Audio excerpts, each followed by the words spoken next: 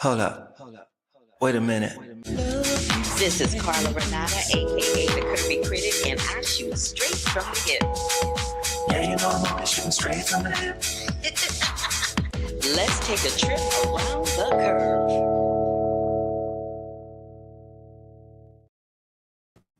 Hi, everybody. I always have to move this over because the ratio is like all funky. But hey, how you doing? It's your girl Carla Renata, aka the Curvy Film Critic. I am back for another episode. The Turner Classic Film Festival is going on right now, and I had an opportunity to hop on over and talk about it. And among other things, we're going to be talking about Another Simple Favor 2. I'm going to do a recap of the festival, and I have some interviews with two of the cast members from The Accountant 2, Miss Daniela Pineda and Cynthia Addai-Robinson. So we'll talk with those two divas and get into it. But before I do that, give me a big thumbs up if you are on the YouTube, if you are on if you're on YouTube, give me a big thumbs up. Click the bell for notifications so that, you can know what a sister is up to.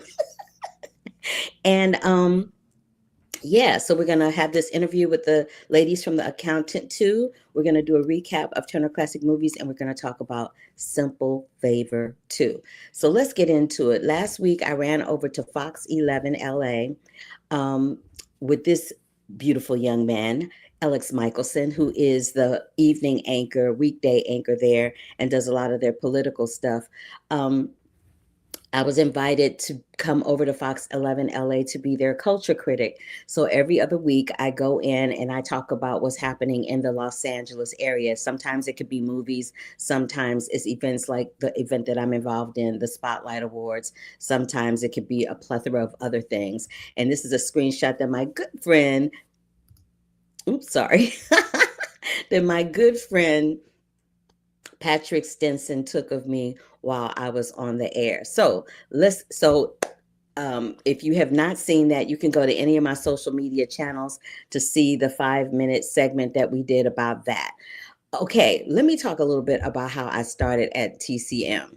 So TCM, Turner Classic Movies, back in, I want to say 2016 or 2017, I am a member of the African American Film Critics Association. And back in 2017, AFCA partnered with TCM to do a week of movies during Black History Month. And they enlisted some of the members to introduce some of the films. I shared a dressing room with Rhonda Penrice, whose name you see on that placard there. But I did my segments with Jamal Finkley, and we talked about musicals, which, I talk about being in musicals all the time. So that was cool. That's how it started. This is where I am now on the red carpet, talking about things, all classic films. So I didn't do the red carpet this year, but I did attend the red carpet. And I did go to the opening night film. I ran into a local news person here who's one of my favorites, George Pinocchio over at ABC7. The very first time I was on that red carpet for the Oscars, I ran into him, and I always run into him. He's a joy, and I love him so dearly. Turner Classic Film Festival, it is the 16th year. It happens in Hollywood every spring. It is a classic staple of the Hollywood zeitgeist. All of the hosts, Ben Mankiewicz, Dave Karger, Eddie Mueller, Alicia Malone, and Jacqueline Stewart are always in attendance. They have something that they call Club TCM, where they have selections from the TCM Wine Club. I love this picture. I took that picture myself when I was in the TCM Club. And then they always line the back walls with pictures of some of the stars. So in that background there, you can see Ruby Dee and Elizabeth Taylor. And then some of the costumes that they bring in from the classic films that they're showcasing during the festival. So in that corner there, you see the original Superman costume and the original Lois Lane costume. And there's some others from some other films that they are presenting or have presented over the weekend. It's only a weekend. It lasts from the 24th to the 27th. Today is the last day. The opening night film was Empire Strikes Back, Star Wars. The David Lynch collection is going to be doing some auctioning in June, and some of those items may or may not be from Star Wars. So that's happening. Julian's is they're having a Comic-Con museum with items from the Julian's collection. That'll be happening in July. And then the auction, the classic Hollywood Legends classic and contemporary auction, will be happening in June 2025. And this is a better picture of the Julian's situation. All right, and then it was off to do, I can't move this for some reason. It won't move. Why won't it move? Okay, I'll just move it down this way. Okay, there we go. So, just y'all see my bed. That's terrible. Yes, my bedroom is my studio, but you didn't need to see that. So this is what the audiences look like on opening night at the Turner Classic Film Festival. I mean, it is just chock full of people. You can probably see me. I'm back there somewhere. And then George Lucas. So what they usually do at Turner Classic Movie Film Festival is they honor a variety of people throughout the week, and they have people come out and they do the Q&As before the films instead of after the films, because some of the films are pretty long and it's late at night, and a lot of older people attend this festival. But George Lucas came out and he did a Q&A with Ben Mankiewicz, and this is what I learned about George Lucas. So there's been, I'm going to come back on camera for this one because I really want y'all to know what I'm talking about, or see what I'm talking about when I do this. What I learned when George Lucas came on stage, he came on stage and he talked about how he got paid for Star Wars. So he said that when he first started out in the business, his partnership was with Francis Ford Coppola. He went to do a film where he was like an assistant stage manager or assistant on one of Francis Ford Coppola's first films. And he said he was bored to death because he really wanted to do sci-fi and stuff like that. And so him and Francis got together. They started American Zoetrope to make their own movies. They decided that they needed to split up and go make money separately and do some films and come back together and do the types of films that they wanted to. When they split up, this made me gag out loud. When they split up, Francis went off to do The Godfather, and George Lucas went off to do went off to do American Graffiti, two of the biggest, highest grossing films of that time. Ridiculous, okay? So then they come back together and they have American Zoetrope. Then at some point they they get together with Steven Spielberg. So these three men are like, they are like the holy trinity of the film world, but it's kind of bananas how they got together and did that. But the most important thing I learned about listening to George Lucas at TCM Festival was that he talked about how he made his money. And he said back then meaning like the 70s, early 70s, when filmmakers struck a deal with the studios, they were oftentimes offered a contract where they got a net profit of the film. Let me explain to you the way George Lucas explained to me when I was sitting in that audience opening night for Star Wars Empire Strikes Back at the Turner Classic Movie Film Festival.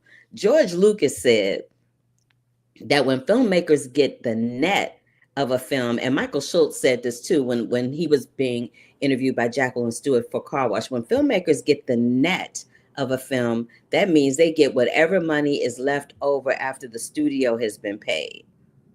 Not the gross, but the net. So it works the same way with your paycheck, right? When you get your paycheck, you get the net of your paycheck. You don't get the gross.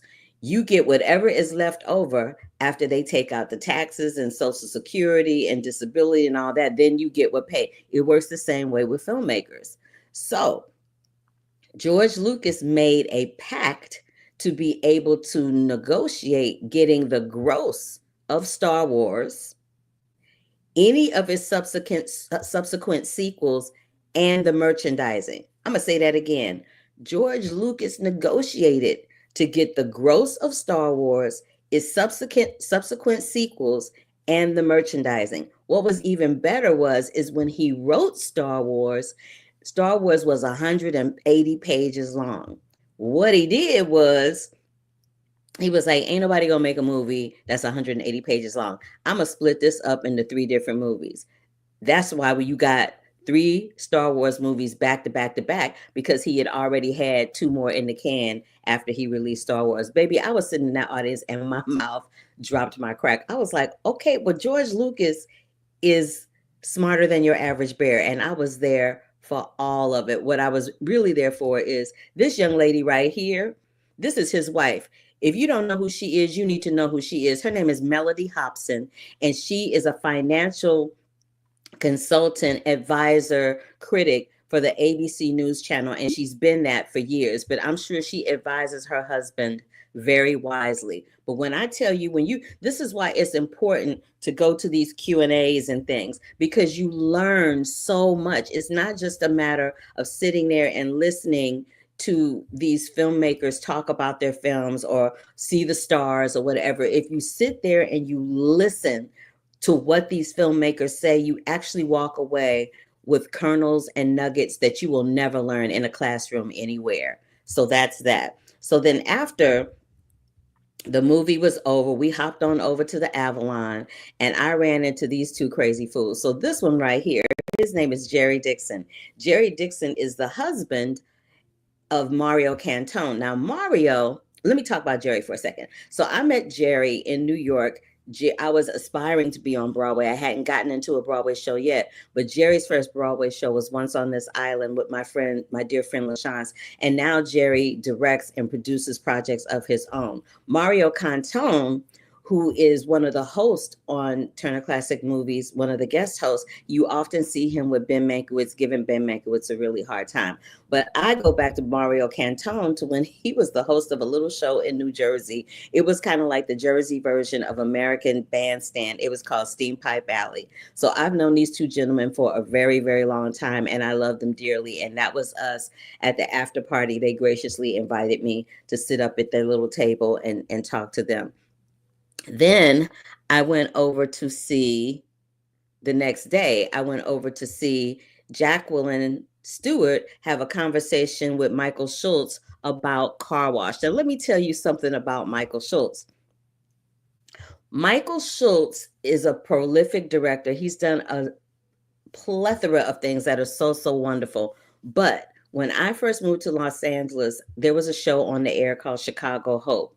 I got cast in that, and Michael Schultz was my director for that episode. It was a drama episode. I got to come back on camera and tell y'all this story because this is freaking hilarious. So Chicago Hope was the first drama show I'd ever booked after moving to LA. And I had 1 line, maybe 2 lines, and I was so, so, so nervous. And when you shoot these 1-hour dramas, it can take, I don't know, hours to shoot one scene because they got to get full coverage of everybody. They got to get the extras. They got to get the people that are talking. They got to get close-ups. They got to get 2 shots. They got to get 3 shots. It's a whole thing. So they were working on their shots with Rocky Carroll, who my scene was with, who was on Chicago Hope. And baby, when they got to my line, by the time they got to me, I was so tired and so nervous and just so flipped out that I forgot what my line was. And so I panicked and I was like, I got to just talk because I come from the theater. And in the theater, if you go up on a line, you just got to talk. You can't be like, well, I forgot my line. Can I go back? And I didn't really know how television worked. So I go to say my line. I don't know what it is. And I just start talking. Michael Schultz let me talk for a full 5 minutes. I made up a whole monologue for a full 5 minutes. And he never stopped rolling the camera. And when I finally did shut up and finally found my way back to my line, when he yelled cut, the whole crew was clapping and applauding because they were like, that was good. We don't know what you were talking about, but that was good. But that's why I appreciate Michael Schultz. And when I found out that he was going to be part of the Turner Classic Movie Film Festival, it was my pleasure to go out and support him because this is the film that he did. Now, if you're not familiar with any of his work, he did this film right here. It's called Car Wash. Now, Car Wash had Richard Pryor in it. It had Melody Mayron, who went on to do 30-something. Franklin Ajaye was in it. I can't remember Tracy's last name, but this really beautiful Black actress named Tracy was in it. Ivan Dixon was in it. Bill Duke was in it. There were a lot of really popular Black people at the time in this film, and it was hilarious. It takes place at a car wash. Now, this picture at the top is what the actual car wash looked in the 70s when they shot the film. This picture below is what it looks like now. And the only thing that is the same in this picture are the buildings behind the car wash. The car wash itself is now a strip mall with a 7-Eleven. But back in the 70s, when they filmed the film Car Wash, that is what it looked like. And it was in the Rampart district of Los Angeles. I really loved that and wanted to share that tidbit of info with y'all because I thought it was fabulous. The other thing about Michael Schultz that he said is that he learned directing from a Jesuit priest. He had to go to school to learn ballet, building sets, and this, that, and the other. And he used theater as his way into directing to make his way into Hollywood. He also was a director at the Negro Ensemble Company. He worked with people like Roscoe Lee Brown, Frank Langella. One of the plays that he directed, it won 5 Obie Awards and was on PBS. And he played Frank Langella's manservant. The other thing I want to tell you about Car Wash is that the woman in the film that plays Marlene, the hooker with the big blonde and red wig that you see pining for this guy, Joe, that's actually Michael's wife, Gloria. She goes by the name of, well, she went by the name of Lauren Jones at the time when she was acting. And he actually met Gloria as she was walking down the street because she was in a Broadway musical while he was doing this play. Another tidbit of info that I found out from Michael Schultz, it was wonderful because I've just learned so much. Michael Schultz also talked about how Arthur Lithgow, who is the father of John Lithgow, ran a theater in New York. I was like, so John Lithgow is a legacy baby. Who knew? I didn't know. And that he talked Michael, meaning he, talked Arthur Lithgow into letting him direct Waiting for Godot on Broadway, which gave Michael an even broader opportunity to direct plays that weren't just linear to Black people. One of the plays that he directed was a play called Does a Tiger Wear a Necktie, which was the first play that Al Pacino ever did.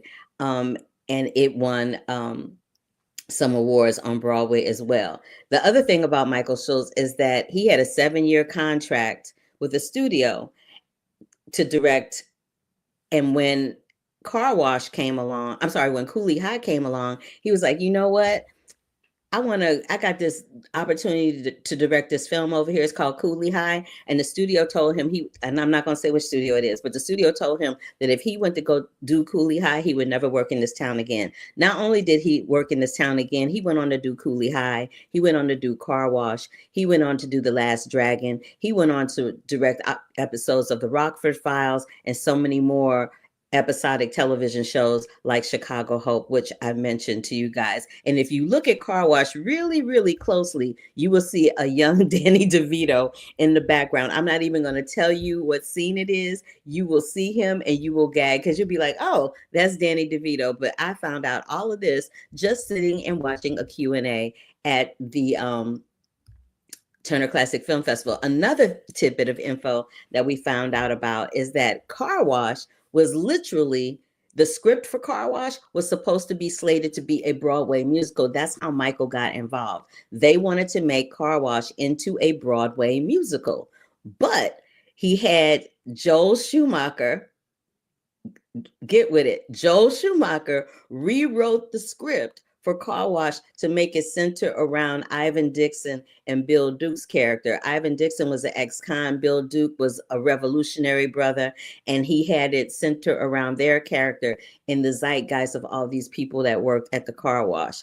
I thought that was hilarious. Car Wash also played at the Cannes Film Festival, which I also thought was really hilarious. And the other thing that was interesting about that is that Michael shared the 2 American critics. So it was on the road to get the Palme d'Or award, which is the biggest award that you can get at the Cannes Film Festival. People loved Car Wash. All the European people loved Car Wash, but 2 American critics were the ones that shot it down. It was Pauline Kael and Rex Reed. They were the only 2 American journalists on the jury, and they decided that they were not trying to give Car Wash the Palme d'Or. Instead, they made up a special award to give to Michael Schultz and the film. It was called Superior Technique. So they didn't want to give him the Palme d'Or award because they felt some kind of way about Car Wash, but made up a whole nother award to give to him at the Cannes Film Festival. Make it make sense. But because of all of that, we now know all about Michael Schultz and Car Wash. And I love Car Wash. That is one of my favorite films. If you've never seen it, check it out. It has Richard Pryor playing Daddy Rich. The Pointer Sisters are in it. Clarence Muse is in it. Clarence Muse literally was one of the first Black men to star in a film in Hollywood. Literally. I loved everything about that. What else so the other thing I wanted to point out, I'm gonna flip back to George Lucas for a second. The one other thing I want to point out is there's been all this hoopla this week about Ryan Coogler making all this money from Sinners. George Lucas and Christopher Nolan did it before Ryan Coogler did. You didn't hear this much noise when George Lucas and Christopher Nolan did it. Just saying. Christopher Nolan did it with all of his films, and particularly with Oppenheimer. George Lucas did it with the Star Wars franchise. Ryan Coogler was smart enough and savvy enough to do it with Sinners, and now he's on the trajectory just like these other people. What y'all talking about in this chat room? Hello, Joe James. How are you? Nice to see you. So yeah, I wanted to tell you all about that. What else did I want to tell you about the Turner Classic Film Festival? Oh yeah, Michelle Pfeiffer, I almost forgot. So they always do a hand and footprint ceremony, and Michelle Pfeiffer got her hand and footprints immortalized at the festival yesterday. I think I have a picture in here somewhere of that. I'll show it to you later. I have it in here somewhere, but she got her hand and footprint immortalized at it used to be called the Grauman's Chinese Theater, but the TCL Chinese Theater. So that happened. And then at midnight, right before midnight, I went to see All That Jazz, the Bob Fosse movie, and they talked to the editor about All That Jazz and what it was like to work with Bob Fosse. And then they took Michelle Pfeiffer's costume from Catwoman in the Batman movie, and they moved it into the lobby so that everyone could see it. Then at midnight, they had this man, Barry Bostwick, talk to Alicia Malone about what? The Rocky Horror Picture Show. They had people out there. It was so much fun, y'all. Oh, and now that I'm looking at it, I'm like, my classic film festival consisted of movies from the 70s, and I didn't really realize it until I started watching the films. This is me, like, in the lobby, waiting to go see the films. Look how happy I am, just cheesing and grinning.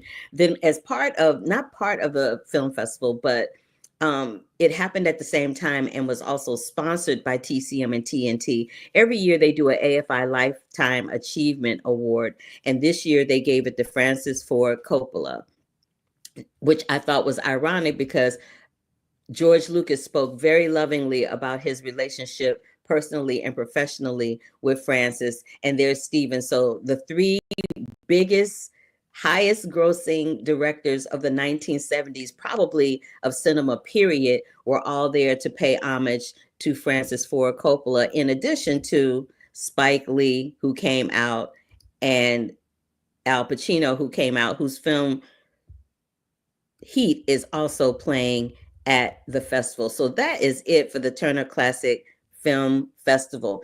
If you want to see, let me go back.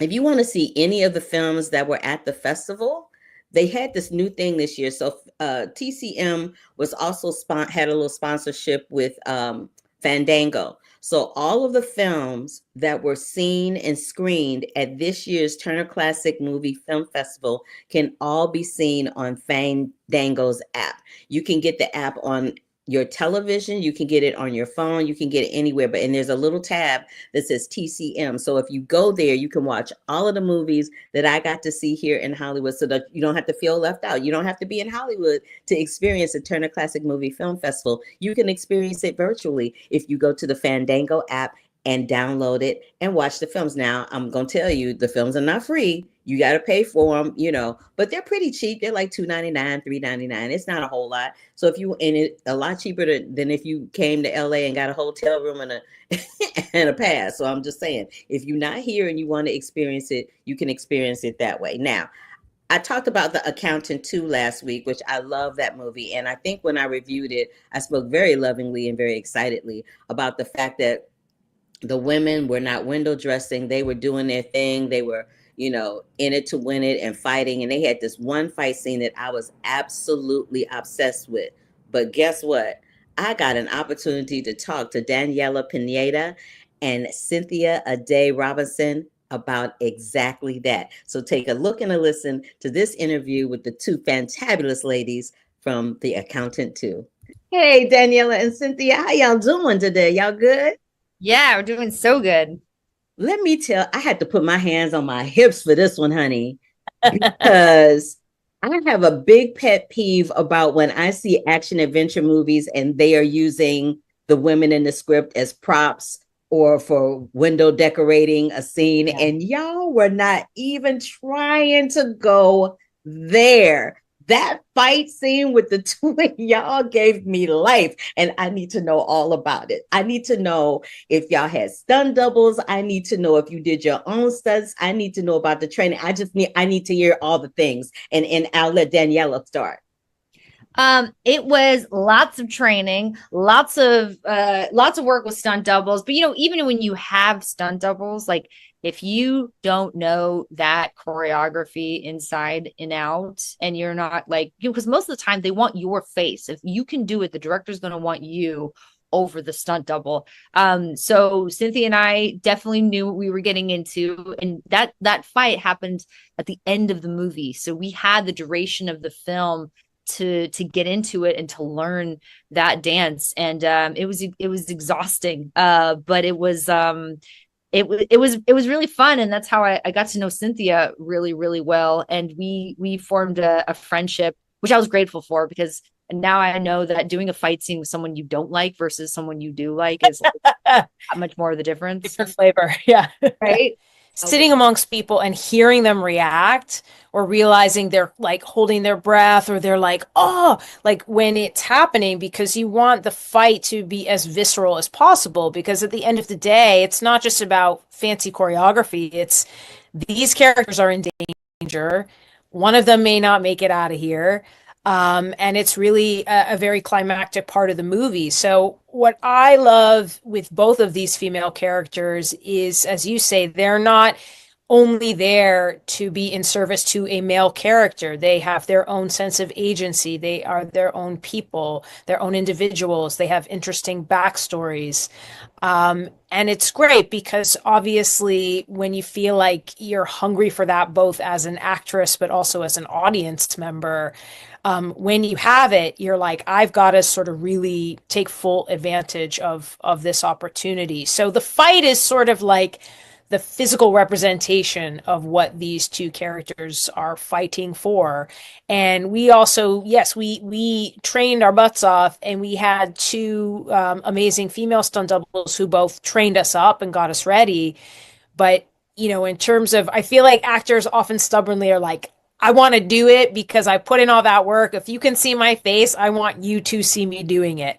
And the doubles are there. If you see like a particularly brutal slam to the ground, that's the expert. That's also the person that has trained, you know, for many years to be able to do that too. So it's this kind of amazing combination and collaboration of like badass actresses and badass stunt doubles. So, you know, I'm so obsessed with this fight. So when y'all were fighting during the course of shooting it, at one time, did you do something be like, and just like completely slip out of character, go, oh girl, I'm so sorry. Did I hurt you? All the time. Did that ever happen? Yeah, I'm sure we did. Oh, all the time. There's like one scene where I felt so bad. I don't remember what it was. I think it was like around the time when it's like toward the end, and I've got to like, I don't know. I did something and I felt like basically I was apologizing, like, oh my God, are you okay? Are you okay? Are you okay? Which is like so against the character, but also I'm not going to be some asshole who's like not going to ask as soon as the cameras wrap and like stay in character. Like forget that. So yes, I was always so paranoid. You have to be really careful, because if you're not careful, people get teeth knocked out, people get broken noses. Like that stuff really happens because you're trying to make it look like a real fight. So if you're not paying attention and messing around, you could really injure somebody. And then if you injure someone you like, it's like, I don't want that, you know. She doesn't.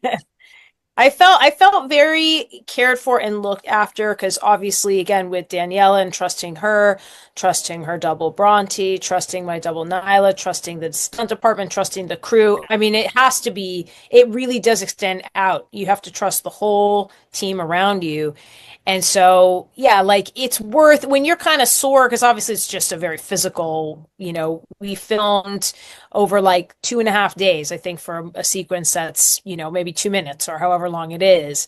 So it's an endurance situation as much as anything else. But the achiness, the soreness, it's all worth it.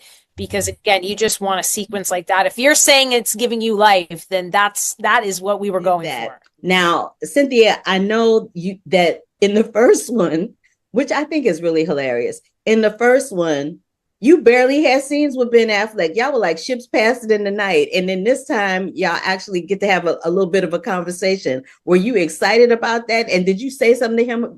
Were you like, so Ben, it's nice to not be looking at your picture this time around? Yeah, absolutely. I mean, it wasn't even barely had scenes. We had no scenes. We had 0 scenes. 0. I met him at the table read, when you first sit down 9 years ago.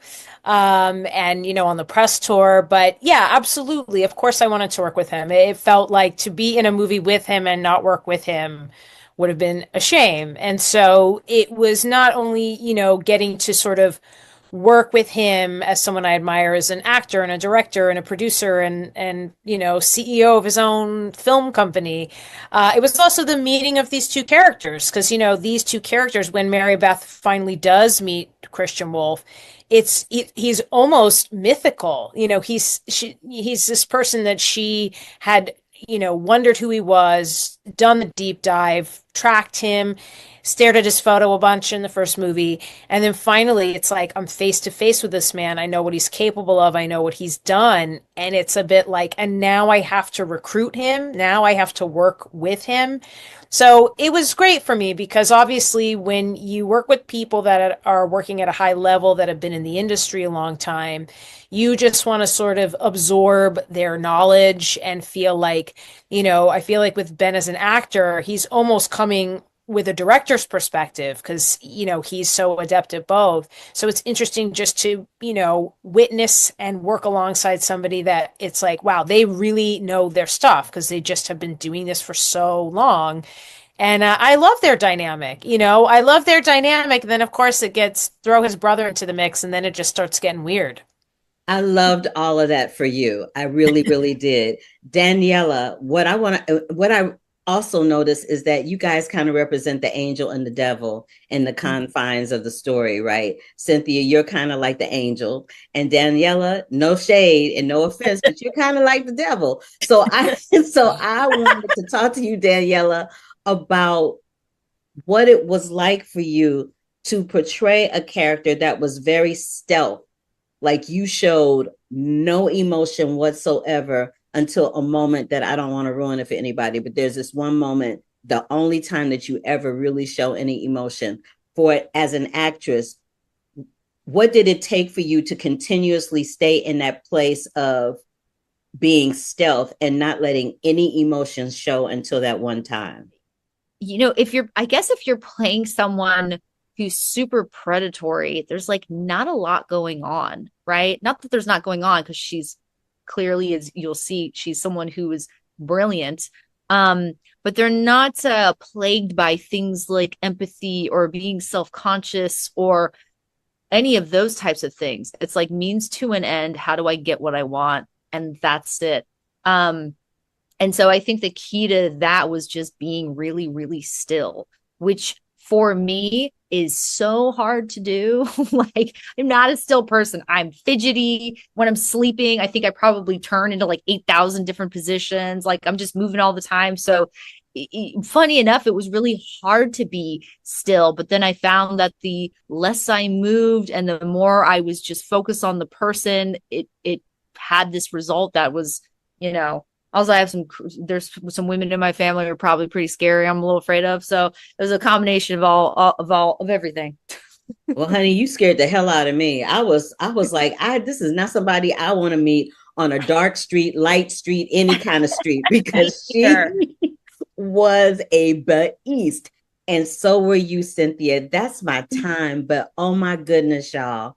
I was so excited to talk to you, and I'm so elated that you gave me a slice of your time today for me to fangirl out over you, because y'all were awesome. Thank you, Carla. Thank you so much. Thank you. We really appreciate it. You're very welcome. I'll see you next time. All right. Have a good one.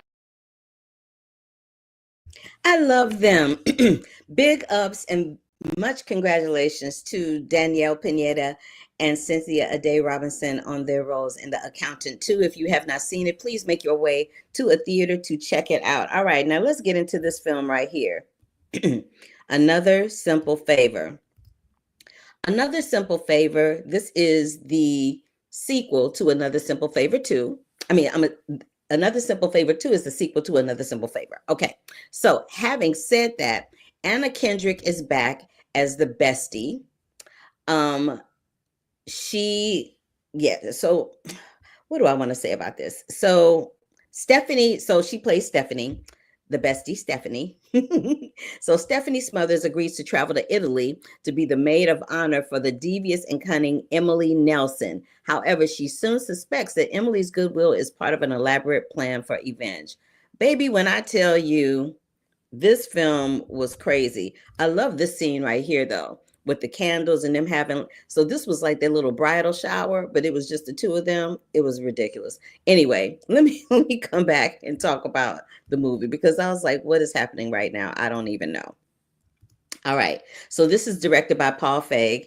It stars Blake Lively, Anna Kendrick, Allison Janney, Alex Newell, Andrew Rannells, Henry Golding are all in this film.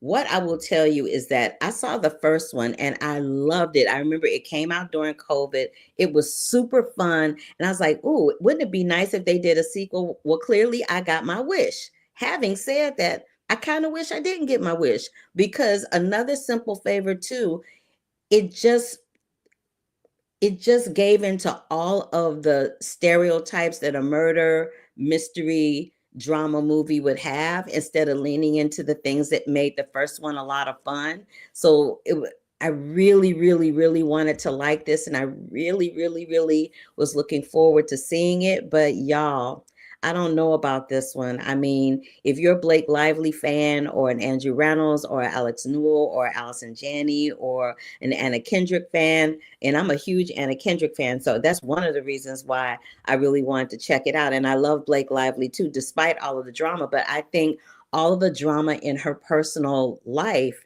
and professional life has marred the success of this particular film. There was crazy stuff, like they had Elizabeth Perkins being this demented aunt. They had Allison Janney being an aunt who had clearly other motives. There was a twin sister going, like, it was just, Henry Golden it was a waste of his talent. He was in it for 2.2 seconds, and then you don't see him no more.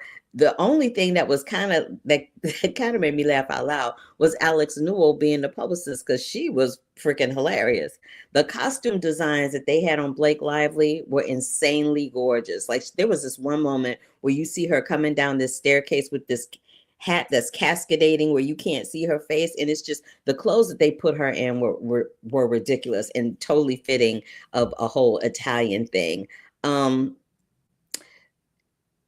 What I will say is that this film it has an intriguing storyline, but it's just not as fun as the first one. It's just not as fun as the first one. Sorry, I hated to say it, but sorry. I'm so sad that I had to say that, but it's the truth. So you guys, if you want to check out Another Simple Favor, check it out with Blake Lively and Anna Kendrick and Andrew Rannells and Henry Golding, Alex Newell, Elizabeth Perkins, Allison Janney. It's fun. Like, it doesn't take itself too seriously. Just like it says in the tagline, every friendship has its twists, and so does this movie. All righty. So again, I wanted to let you guys know that you can check out anything dealing with the Turner Classic Movie Film Festival over at the Fandango app. You can see all of the films that were curated and shown in real time at the Classic Film Festival in Hollywood on the Fandango app. You do have to pay for those films, so they are not free screenings, just to let you know. I don't want you to go over there and say Carla said. No, Carla told you you had to pay for them, so I don't want to hear Carla said. Another Simple Favor, The Accountant 2 is in theaters with Ben Affleck, John Barenthal, Cynthia Addai-Robinson, and Danielle Pineda. And then when I come back, y'all, I'm going to be talking about The Thunderbolts with my girl Florence Pugh. I hear it's really good. I can't wait to see it. But that's what we'll be talking about when I come back. So thank you so much for tuning in to this episode of The Curvy Critic with Carla Renata. I love when y'all come, whether it is in real time or whether it is after the fact. Thank you so much for popping in.